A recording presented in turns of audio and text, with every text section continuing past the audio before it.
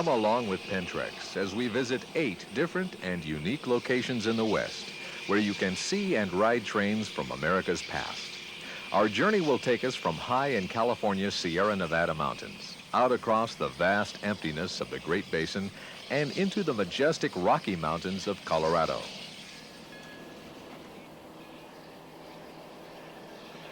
You'll begin your travels behind a chuffing steam locomotive on the Yreka Western Railroad at the extreme northern border of California above Mount Shasta. Then you'll visit the Portola Railroad Museum high in California's Sierra Nevada, just northwest of Reno, where you'll ride along behind streamlined F-unit diesels from the historic Western Pacific Railroad. Moving westward to Virginia City, Nevada, you'll tour the reconstructed Virginia and Truckee Railroad, which runs steam trains past historic mines and through tunnels in the famous Comstock Lode region. At Ely, Nevada, step back in history to a railroad frozen in time, the Nevada Northern Railway Museum, which still retains the original yards, shops, and depot, and offers rides aboard locomotives and cars which once served residents of the area. Moving on to Promontory, Utah, where the Golden Spike was driven in 1869, completing the nation's first transcontinental railroad, you'll view the operating replica locomotives Jupiter and number 119 up close. At the Durango and Silverton Narrow Gauge Railroad in southwest Colorado, you'll marvel at the spectacular mountain scenery as the steam trains make their way along the rugged Animas River between the historic mining towns of Durango and Silverton. The ride up the slopes of Pikes Peak in central Colorado has enthralled visitors for over a century. You'll enjoy the wildlife and the rugged scenery found along the route of the famous Manitou and Pikes Peak Cog Railway. West of Denver, you'll travel behind a laboring steam locomotive over the breathtaking Devil's Gate Viaduct and around the many curves of the famous Georgetown Loop Railroad, running between Georgetown and Silver Plume, Colorado. We'll begin the first of our great American train rides back at the northern end of California.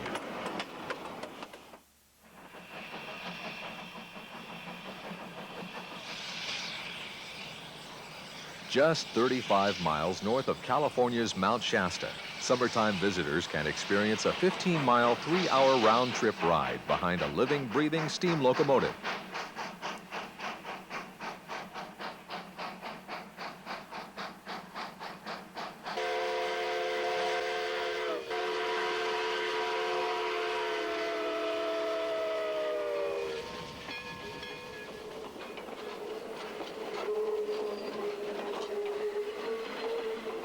The train travels a scenic route between Yreka and Montague, leaving the towns behind for the cattle grazing pastures of the Shasta Valley. Passengers are treated to unhurried panoramic views of 14,162-foot Mount Shasta.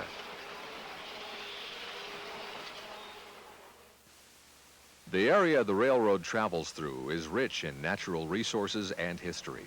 Constructed in 1888 as the Yreka Railroad Company, the line began operations the next year. Today, the railroad is known as the Yreka Western, and its original purpose of carrying forest products continues, along with a new purpose of carrying rail enthusiasts and tourists behind a vintage steam locomotive.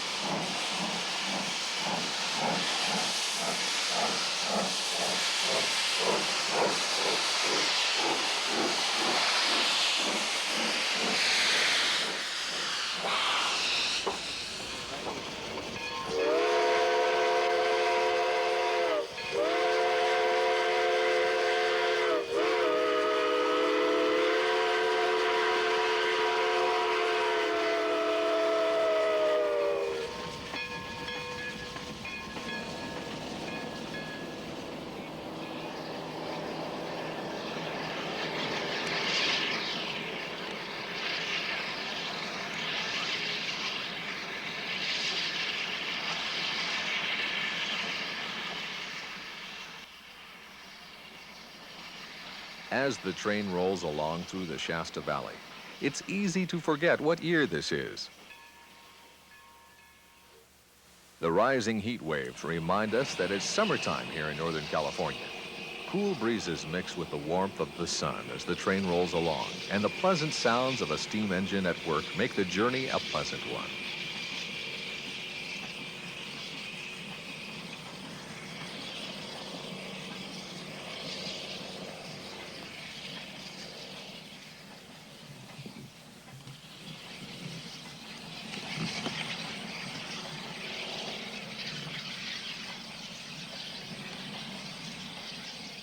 Forest products are still quite important to the local economy, and our train travels past the activity at lumber mills along the tracks.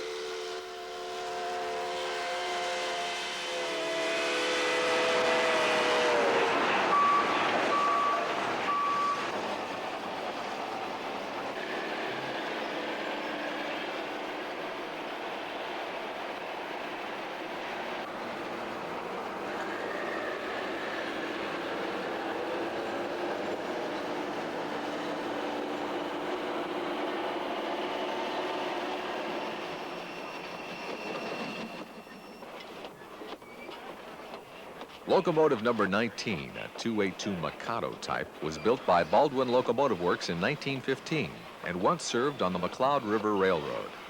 This railroad, which is located less than 50 miles to the southeast of Yreka, is still in operation today as a lumber carrier. The passenger cars which make up our train originally saw use on two different railroads, the Southern Pacific San Francisco-San Jose commuter line and the Milwaukee Road streamlined Hiawatha passenger trains.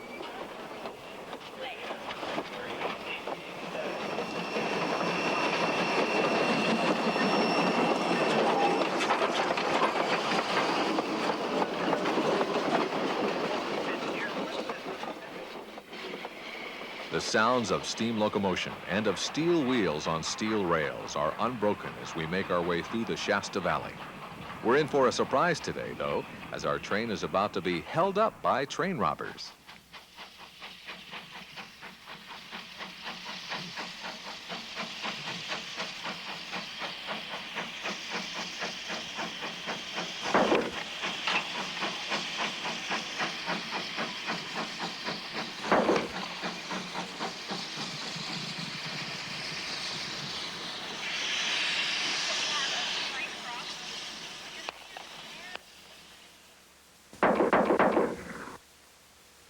The tourists aboard the train look on as the local sheriff quickly puts a stop to things.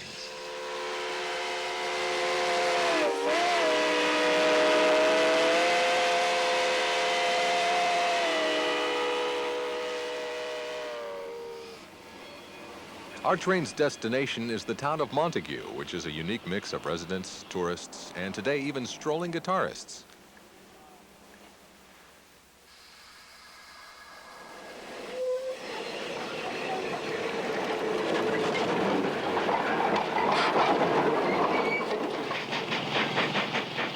Since there are no turning facilities in Montague, our locomotive heads up the train tender first as we make our way back to Yreka.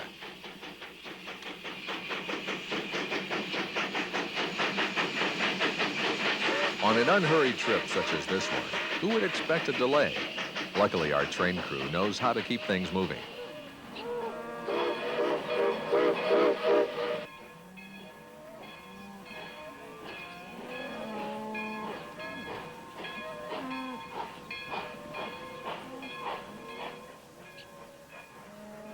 The open observation car offers the best view in the house for passengers.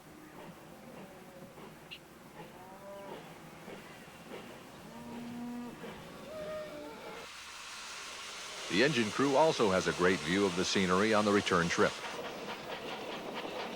The scenic delights of Northern California are many, and the Yreka Western Railroad offers a relaxing and nostalgic way to sample some of the best of these.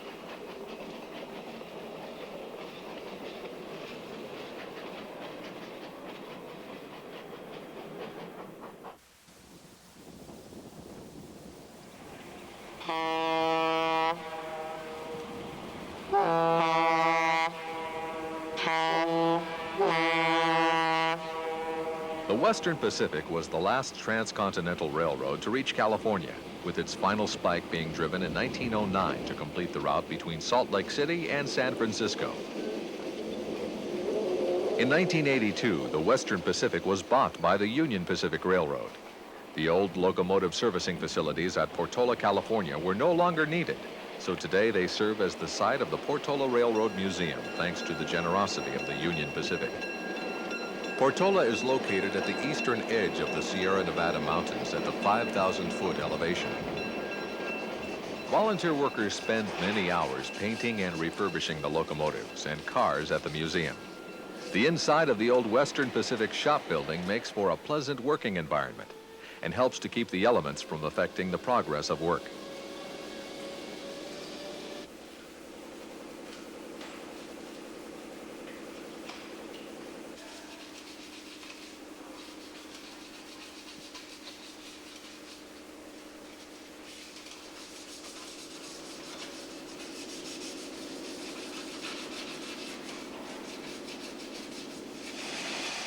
Engineer 921, highball the air. Highball the air, 921 clear.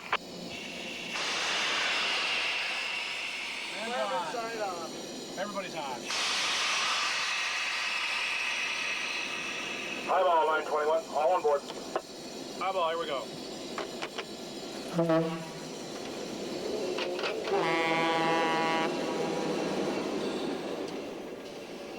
The operating trackage at the museum consists of the old balloon-shaped turning loop which encircles the entire facility.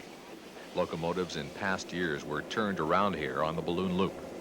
The location high in the Sierra Nevada mountains makes for a unique and picturesque setting, with tracks, locomotives, and cars surrounded by tall pine forests and fresh mountain air. Heading up our train today are streamlined Western Pacific F units in their shiny silver and orange paint scheme. These locomotives once pulled the railroad's beautiful California Zephyr passenger trains from Oakland up through the Feather River Canyon, then out across the Nevada and Utah deserts to Salt Lake City. Young and old alike enjoy the colorful trains as they journey around the museum.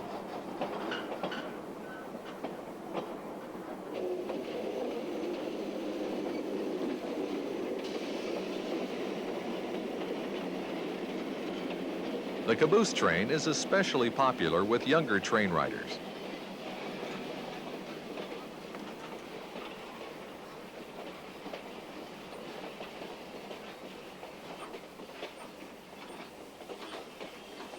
The museum's collecting activities were originally centered around Western Pacific locomotives and rail rolling stock.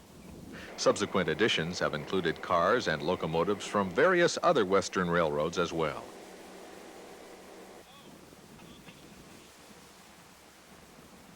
Visitors have the opportunity to walk about and see the collection up close, from huge wrecking cranes to familiar boxcars, to the impressive dual-engined DDA-40X diesel locomotives once operated by the Union Pacific, seen here in the background.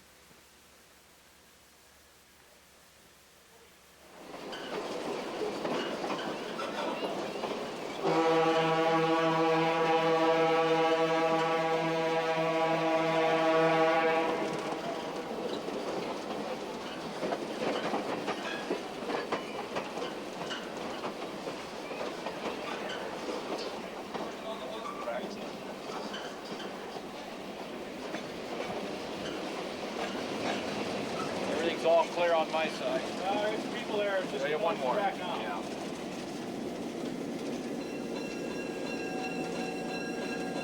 There you go. Stay still. You're close, but they're in the clear. Okay.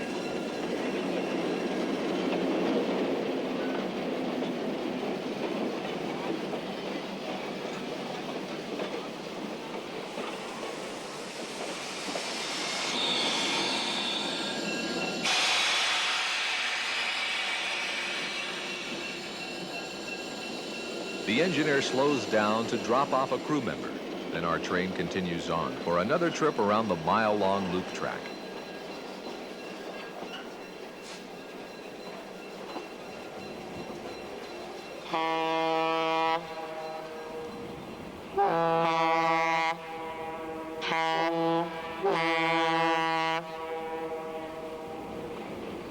The Portola Railroad Museum offers a unique combination of trains and mountain scenery to visitors.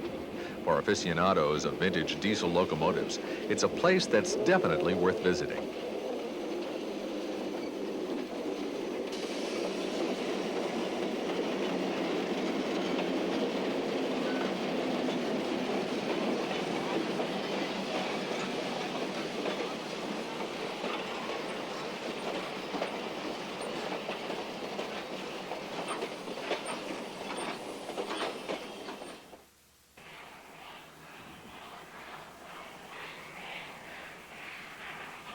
The Virginia and Truckee Railroad, which once ran in Nevada between Virginia City, Carson City, and Reno, is undoubtedly the West's most famous short-line railroad.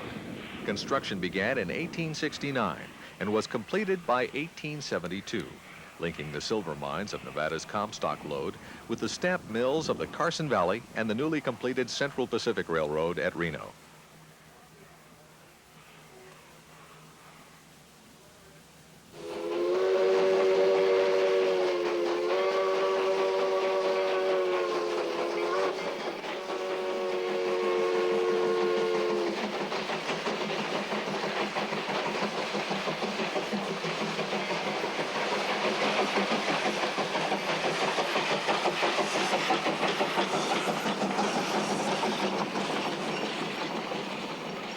As we roll along, our conductor tells us more about the line's history. The railroad remained in activity through Virginia City until 1938, and the main line between Carson and Reno remained active until its final abandonment on Memorial Day of 1950.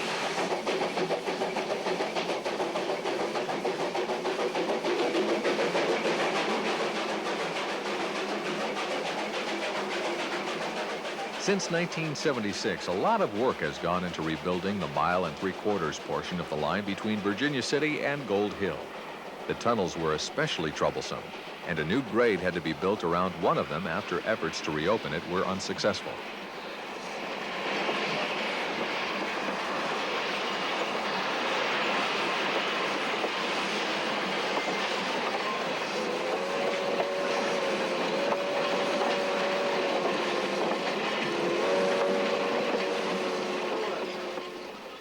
Another obstacle to be overcome was the crossing of the highway leading into Virginia City. With a modern grade crossing completed in 1991, trains now run all the way to the historic and picturesque Gold Hill Depot.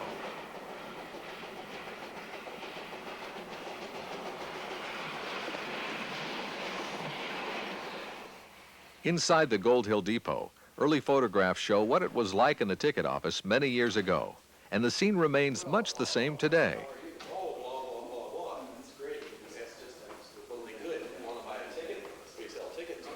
Also of interest are a telegraph key, railroad lanterns, and train order forms, ledger books, even a diorama of one of the tall wooden trestles once used by the railroad near Gold Hill.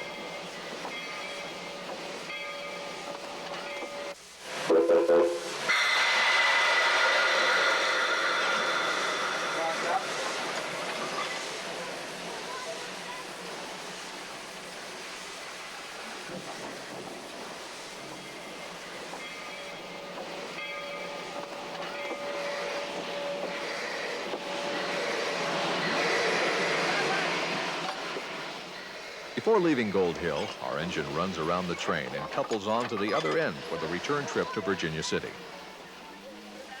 All aboard!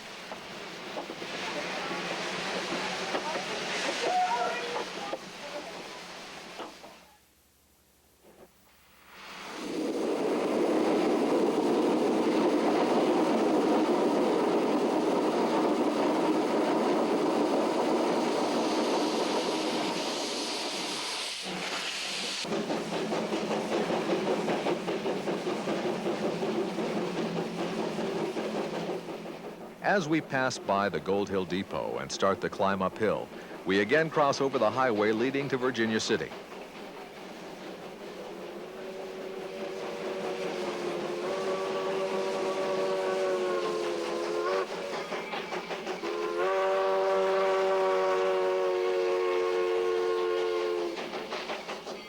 The Virginia and Truckee Railroad was one of the steepest railroads operated by rod-type locomotives in the world.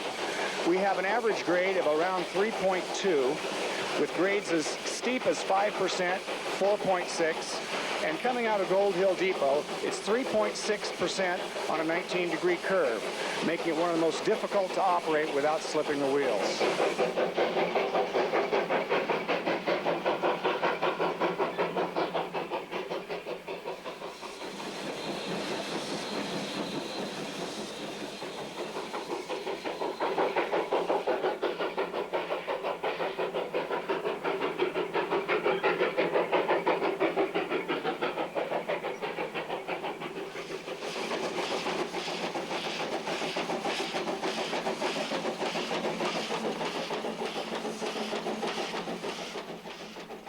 Locomotive number 8 was built in 1907 by the Baldwin Locomotive Works. She served for many years on the Hobart Southern Logging Railroad, located northwest of Virginia City in the Sierra Nevada mountains, before coming to work for the Virginia and Truckee.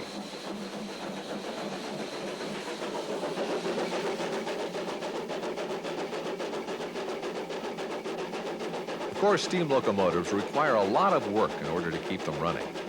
Owner Bob Gray fills us in on this aspect of the railroading business. We had some new tires in the locomotive this year, and we decided we got all jacked up and found all the 75 years of wear underneath there. We decided to rebuild the whole thing. We rebuilt everything from the frame, the boiler down, and the frame out. So it's probably one of the biggest jobs a tourist railroad's ever undertaken. We managed to do the whole thing in our own shop, and we had to farm a few things out, like the tires themselves, and that way. Everything else we did ourselves. This is one of the older bearings that we replaced with a new one. It was worn too much, and so we had all of them replaced.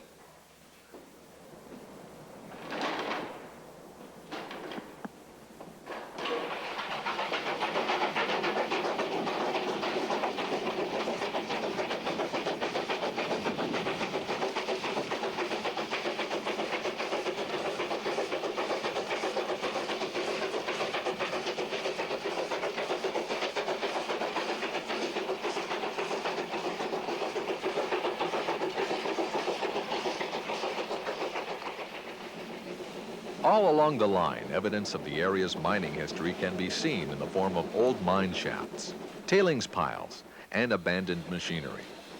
The view from the train is an intriguing one that's filled with discovery.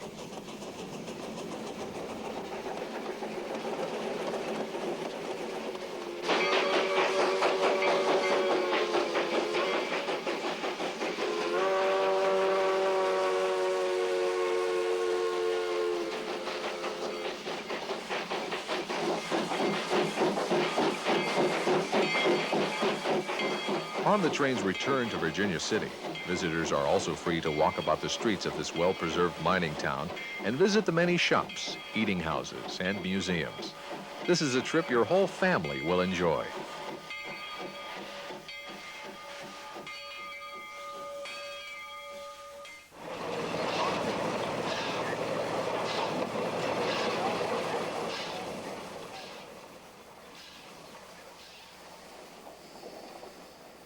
The Nevada Northern is today one of the West's truly unique railroading experiences.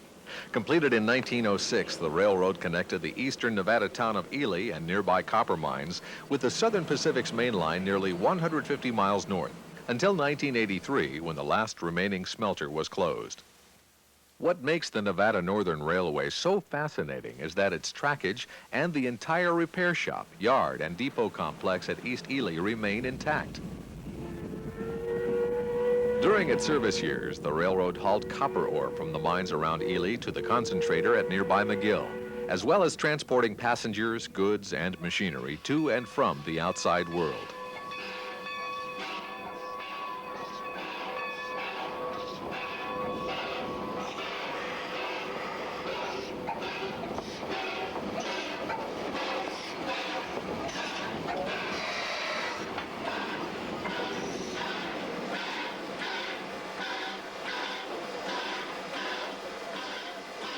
All aboard!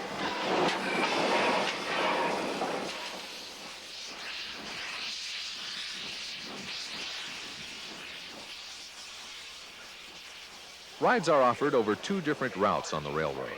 Diesel-powered trains operate over the 11-mile Highline route to McGill, and steam-powered trains operate to the historic Keystone Mining District, 7 miles distant from East Ely. We chose to ride to Keystone behind steam locomotive number 40, which together with its historic wooden passenger coaches is known as the Ghost Train.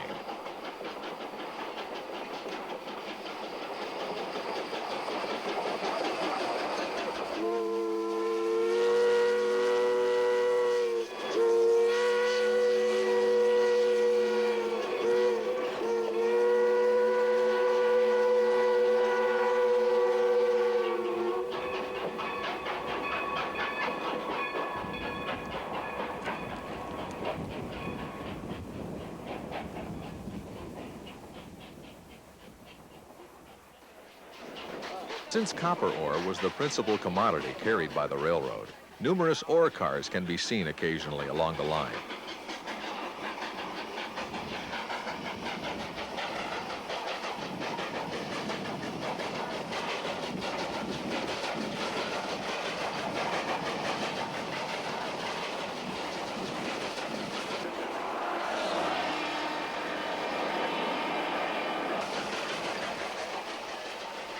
Sagebrush, Nevada's state flower, is prevalent along the route.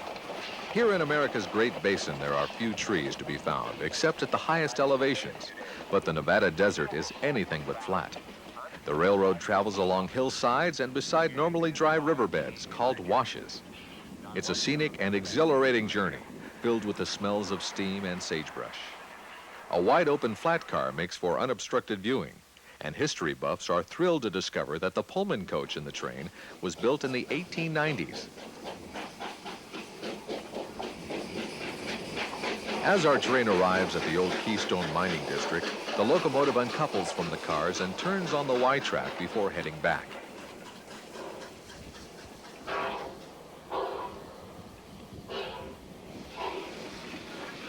Our brakeman offers a few words of wisdom during the operation in answer to a passenger's question. Why do I like to do this? Yeah. I don't know, it's almost like a disease. You get into it and the railroad just gets in your blood and it's kind of hard to get out.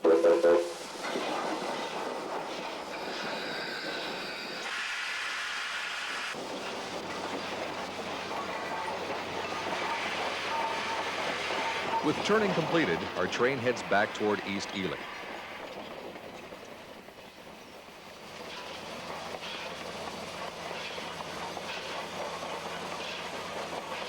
Locomotive number 40, a 10-wheeler built by the Baldwin Locomotive Works, has been in service on the Nevada Northern since 1910, just 4 years after the railroad began operations. Few locomotives anywhere in the United States can boast of a record like this. The passenger cars used on the train likewise have been in service on the Nevada Northern for many decades.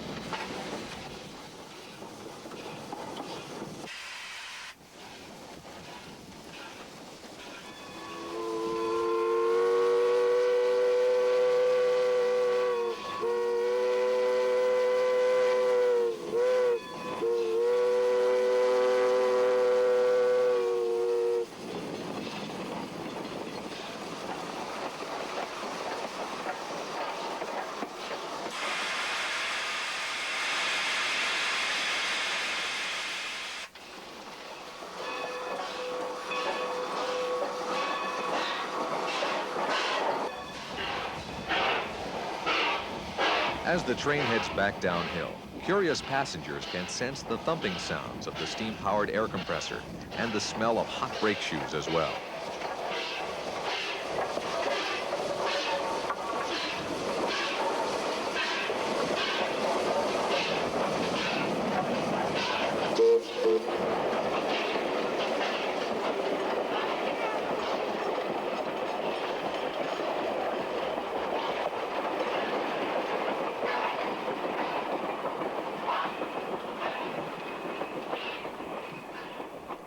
As our train nears East Ely, we have a good view of the Steptoe Valley and the town of Ely. Originally, the railroad ran right through the middle of Ely, But a bypass line, which our train is now on, was built in later years to keep ore trains from having to continually pass through the city. Since there is very little mining activity these days, it's a peaceful scene. As the sun moves downward on the horizon, the mountains on either side of the valley take on colorful hues. Our train stops just outside of the yards to be turned before pulling into the depot.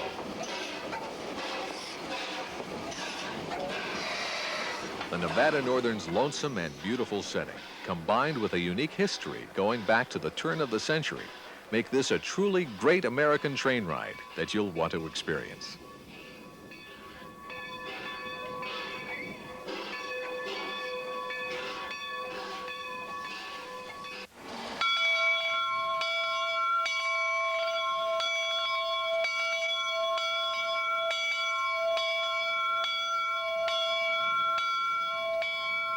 On May 10th, 1869, the nation's first transcontinental railroad was completed with the driving of a golden spike.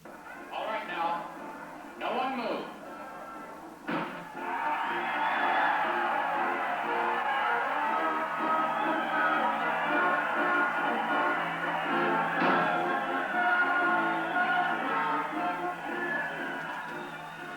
Today, visitors to the Golden Spike National Historic Site at Promontory, Utah, can view not only the spike itself, but also learn about the significance of the railroad and the spike driving ceremony which took place long ago. Inside the visitor center, audiovisual presentations and colorful exhibits help to explain the significance of this event.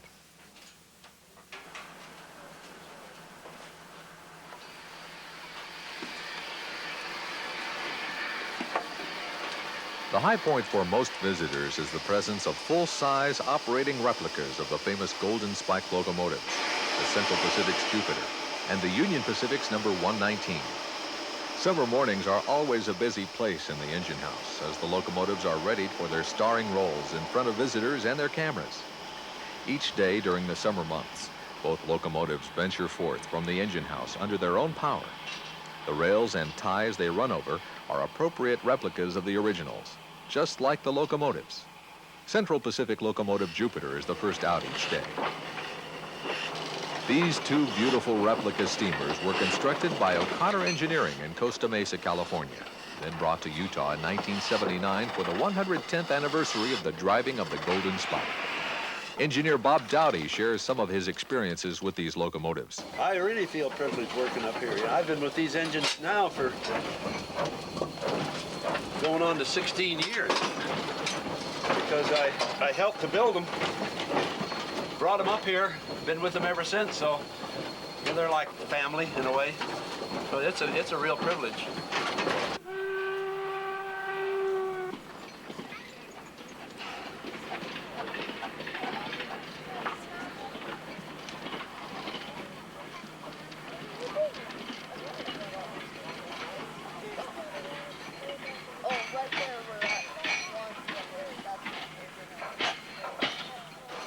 Because of the era that we're portraying, we got to keep these locomotives pretty clean and polished up because this was the state of the art.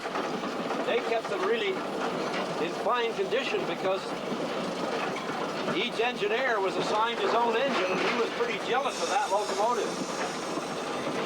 And so they were always polished up nicely. So it wasn't until about 1880 that they started to really get rid of the brass and the polish and so this labor costs went up and they got too many engines.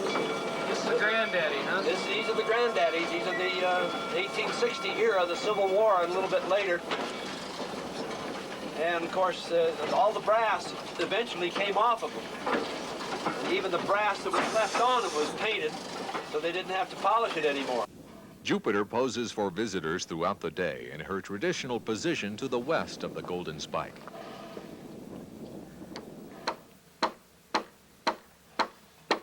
Building tents to make it look like the town here that was here when they founded it here in 1869. A tent city has been constructed nearby, just like the one which graced this location in 1869, to make the setting more authentic. On the fateful day of the railroad's completion, a polished California laurel wood tie was slid into place with an inscribed gold plate on it.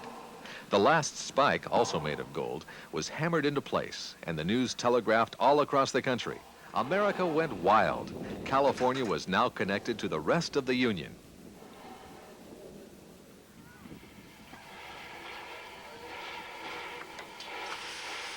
Union Pacific locomotive number 119 moves into position next, facing westward.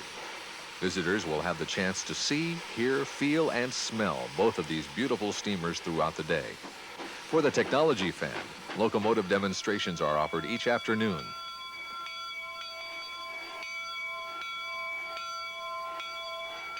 The Golden Spike National Historic Site offers a unique look at an important place in our national heritage. It's well worth a visit.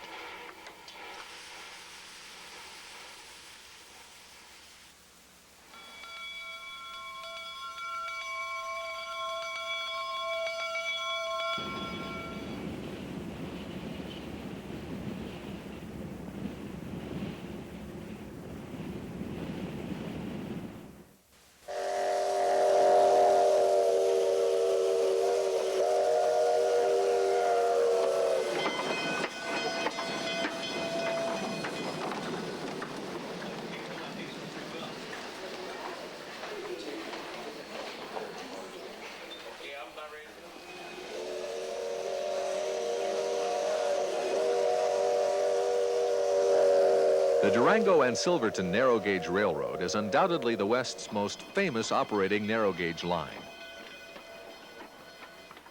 Ever since the mid-1950s, folks have been discovering this unique narrow gauge railroad and the spectacular scenery of the rugged San Juan National Forest. Originally built by the Denver and Rio Grande in 1881, the line reaches from Durango, Colorado, north along the Animas River to the silver mining town of Silverton. This line has been operated continuously with steam locomotives for over a century.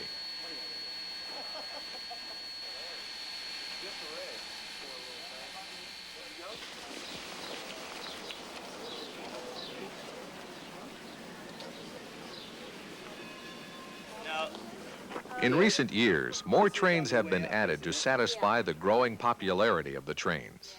Other reasons have brought folks to the railroad as well. This is the first trip we ever took together, and we came back to get married here. All right. See you, Ben. Okay. All aboard!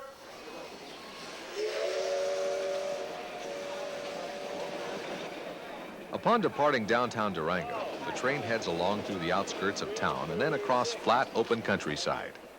Passengers have a choice of riding aboard open-air excursion cars or inside traditional coaches. Either way, the opportunities for great views and plenty of photographs are many.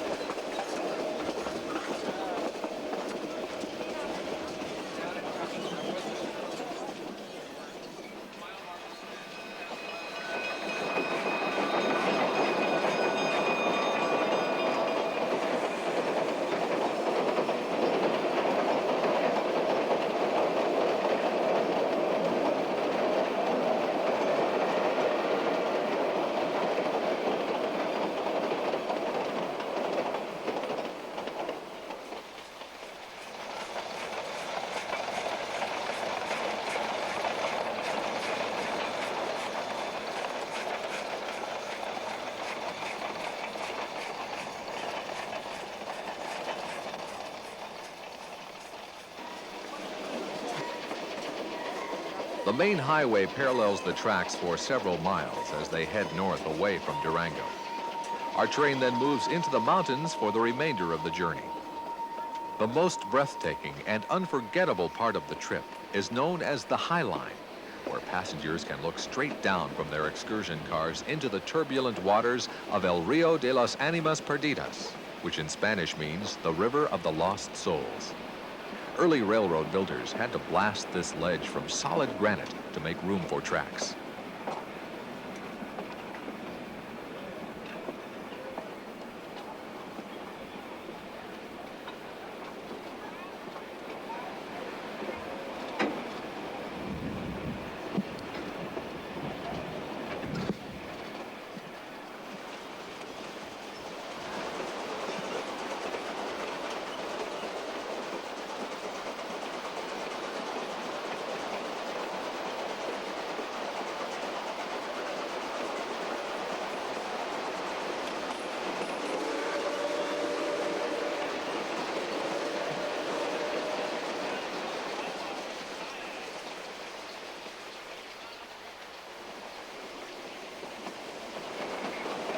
train travels along the Animas River for the remainder of the journey to Silverton. The crystal clear waters, jagged snow-capped peaks, and lush greenery are everywhere as the train makes its way along. A water stop for the locomotive is made along the way. It's uphill all the way to Silverton. Since this is a wilderness area with no other access, the train also makes a couple of stops en route to pick up and drop off hikers, kayakers, and campers, even newlyweds.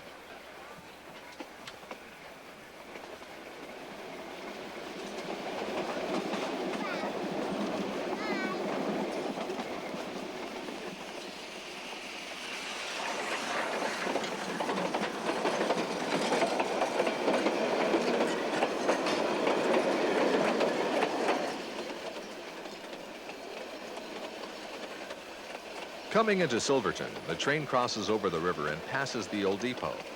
This was once a busy mining town with plenty of activity in the nearby vicinity, as well as 3 railroads operating further into the mountains to serve additional mines. Today, the town retains much of its original flavor, but the bonanza is tourists instead of silver.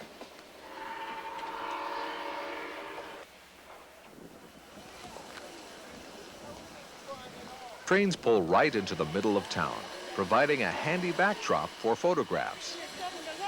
All right.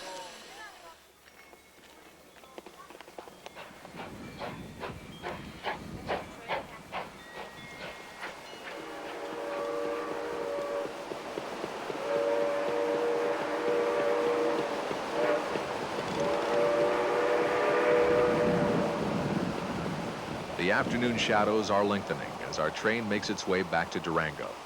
It's a relaxing trip filled with the swaying of locomotive and cars and the wail of mournful whistles.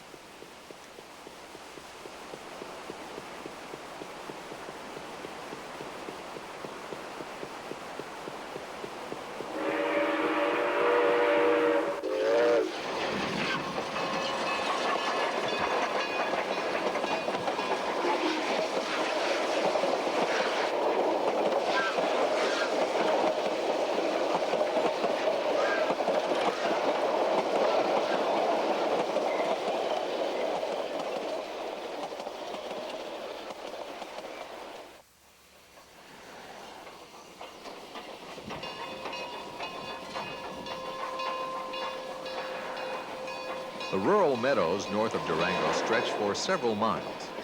During the busiest months of the summer, several trains each way make the trip to and from Silverton daily. There's even a late afternoon train that offers views of the canyon in the setting sunlight and evening dining opportunities at Silverton. The Durango and Silverton Narrow Gauge Railroad offers a unique mix of steam railroading, spectacular scenery, and historic mining towns that are fun to tour. There's plenty to do that everyone in your family will enjoy.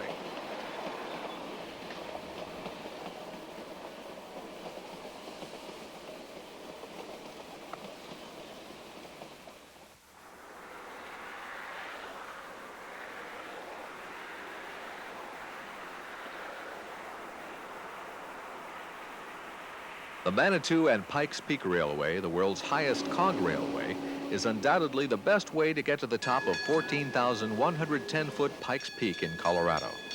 Established in 1889, the railway has been in operation continuously since 1891. The ride begins at Manitou Springs, which is just outside of Colorado Springs at the foot of the Rocky Mountains.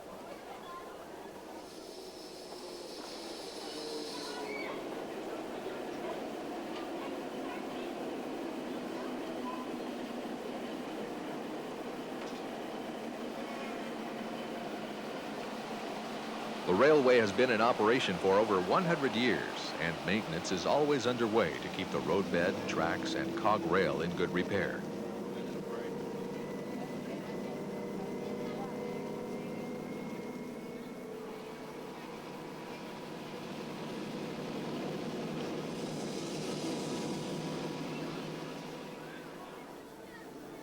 The scenery that can be viewed along the way is just like the weather here, constantly changing.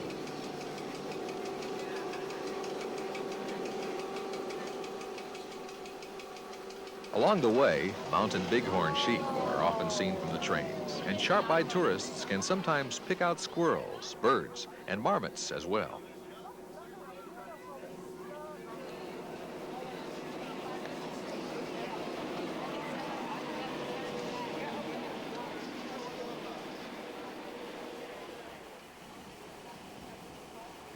At Windy Point, elevation 12,128 feet, we stopped to let a downhill train pass on the siding.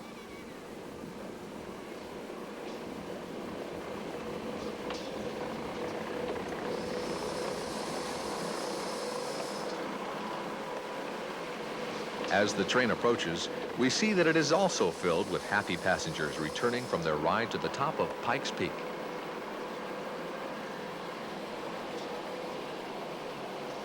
Since the line travels from an elevation of 6,575 feet all the way up to above 14,000 feet, the weather at the top can be cold and wet, even though it might be clear and sunny down at Manitou Springs.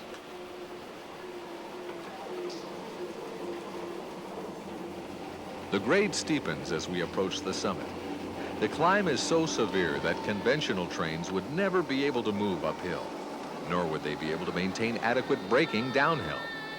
Instead, the unique center rail, known as a cog, has teeth with which the train's geared cogwheel meshes to provide traction. This is where the railway gets its unique slogan of the cogwheel route.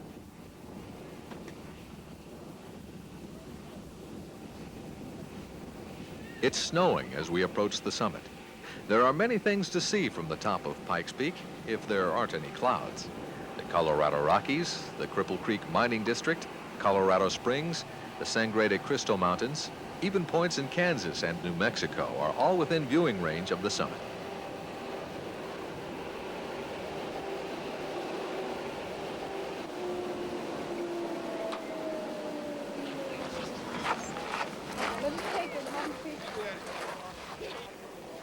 Today, however, we are content just knowing that we're on top of the world.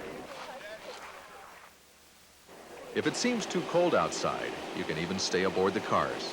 But nearly everyone gets off the train to breathe the fresh, brisk air and see the sights. Coffee and world-famous donuts are available to warm folks up inside the visitor center at the summit.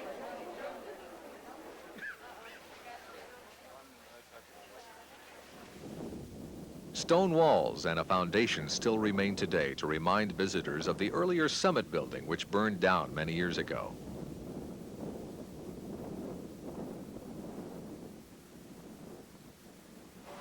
Another highlight of Pikes Peak is the chance to have a snow fight in the middle of summer, if the weather is right.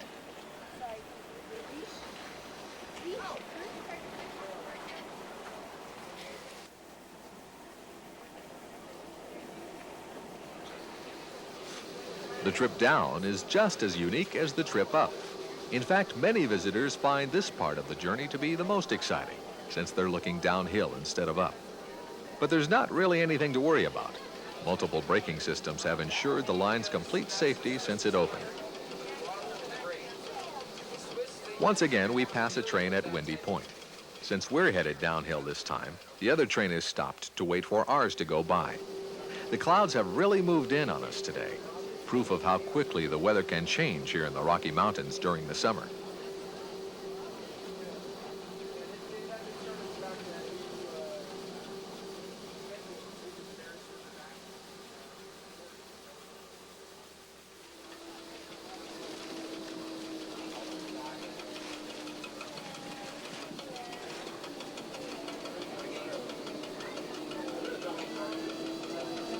Continuing downhill, we pass yet another train at Minnehaha and notice that we've been followed by a train as well. This is a busy railroad.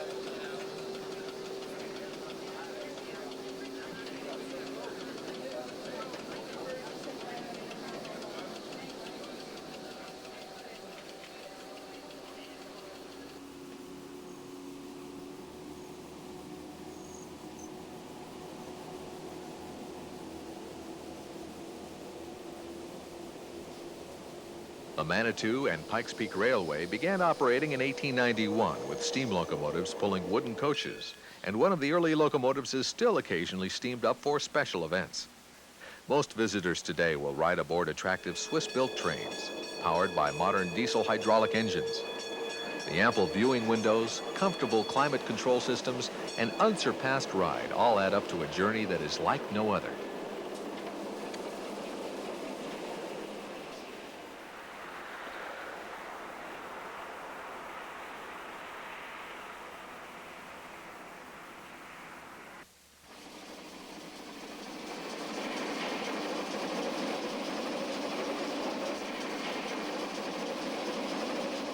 What is today the Georgetown Loop Railroad in north central Colorado was originally completed during 1883 and 1884 as part of a line that reached west from Denver up into the rich mineral deposits along Clear Creek.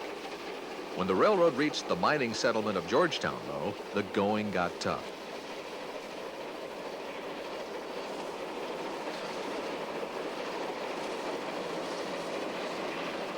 From a vantage point across the canyon, alongside U.S. Interstate 70, we get a good view of a steam train working its way upgrade over the railroad's impressive Devil's Gate Viaduct just outside of Georgetown.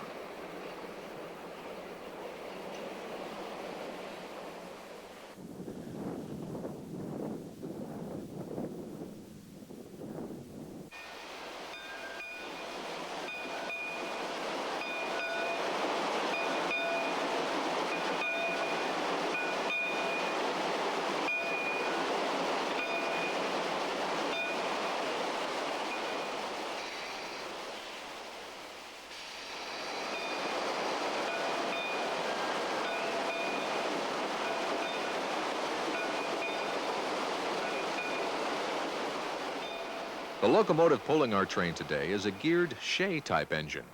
Shays were built with an offset boiler to counteract the weight of the steam cylinders on the right-hand side of the locomotive. Geared drive shafts connected the axles with the engine, and with this driving arrangement, a Shay could negotiate tighter curves and maintain traction up steeper grades than conventional rod-type steam locomotives. Number 12 was built in 1926 by the Lima Locomotive Works and originally ran on the West Side Lumber Company's narrow-gauge logging railroad in California.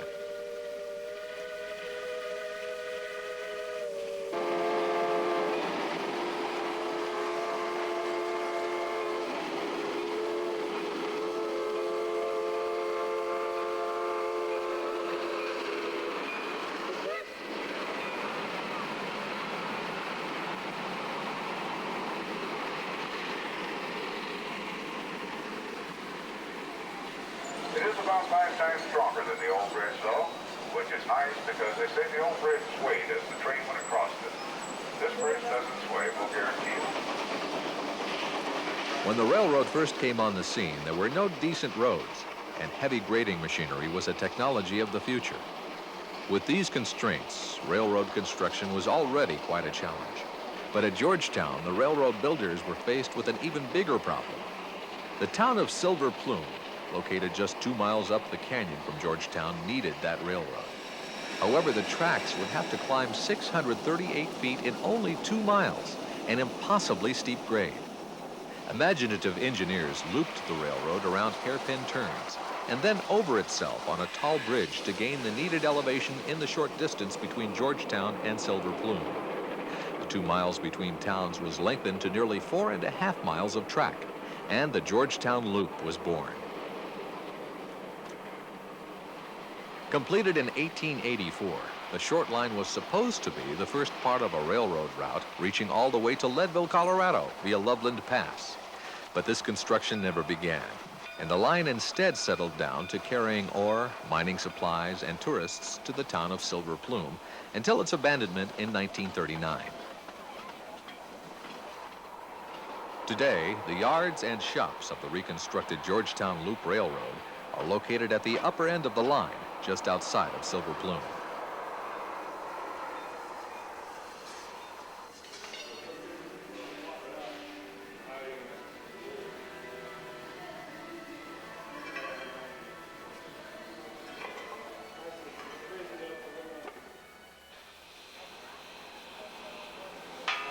Our locomotive has just taken on water at Silver Plume and readies for another journey down the many curves of this railroad.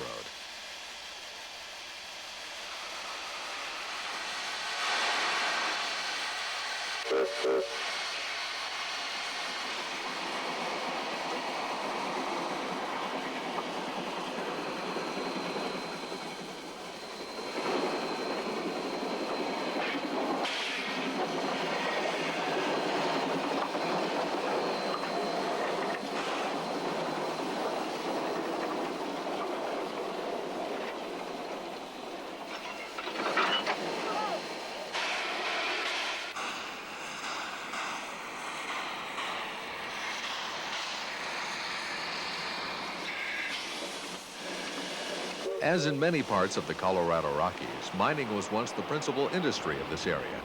An informative guided tour is offered by docents of the Colorado Historical Society and an abandoned mine located midway along the railroad. Each train stops to drop off and pick up passengers at the mine, then continues on to its destination.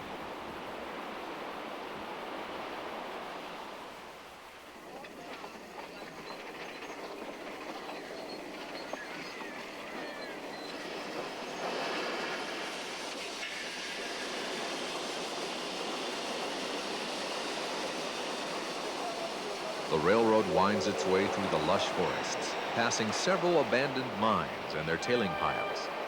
Sharp-eyed tourists can spot stone foundations which once supported hoisting machinery.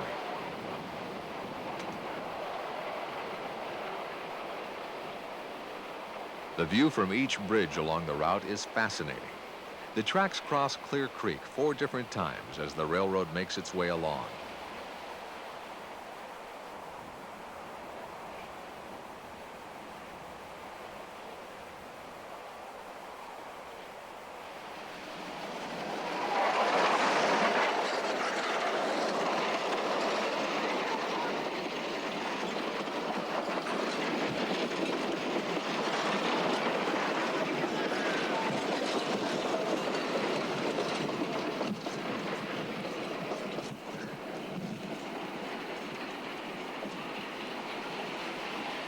High point of a visit to the Georgetown Loop Railroad is the breathtaking trip over the curved Devil's Gate Viaduct, which towers 96 feet above the turbulent waters of Clear Creek. The original high bridge was removed when the railroad was abandoned in 1939. Using the original plans, the 300-foot-long bridge has been reconstructed through the efforts of the Colorado Historical Society. No other great American train ride offers a trip anything quite like the Georgetown Loop.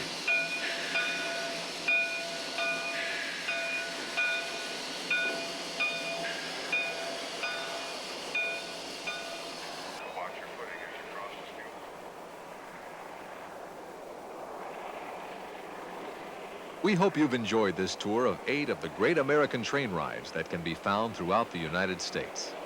Watch for future videos covering additional train rides, coming to you soon from Penetrex. For a free catalog of Penetrex Railroad videos and books, call or write Penetrex, P.O. Box 94911, Pasadena, California, 91109. Or call 1-800-950-9333. Penetrex brings you all the action of railroading yesterday and today. Here are scenes from a few of our most recent releases. Amtrak today runs the fastest trains in the United States along the tracks of the Northeast Corridor between New York and Washington, D.C. Penetrex takes you trackside to witness the trains and the countryside they run through, then into the cab of a locomotive as it races along at 125 miles per hour. In the summer of 1992, 3 different steam locomotives got together to pull special excursion trains for the National Railway Historical Society convention held that year in San Jose, California. They were the newly restored Southern Pacific 2472, SP Daylight Locomotive 4449, and Union Pacific's Challenger 3985, the largest operating steam locomotive in the world today. At the San Diego Model Railroad Museum, you'll marvel at the detail and excellence of model trains in O, HO, and N scale.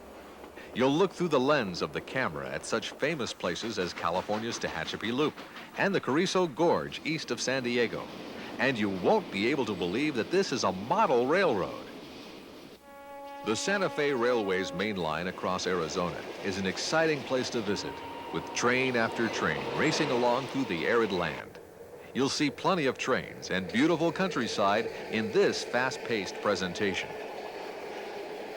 Come along to the high country of Colorado and New Mexico as we watch a rotary snowplow in action, clearing high drifts from the tracks of the narrow-gauge Cumbres and Toltec Scenic Railroad. Moving south of the border, there's plenty of action to see along the railroads of Mexico.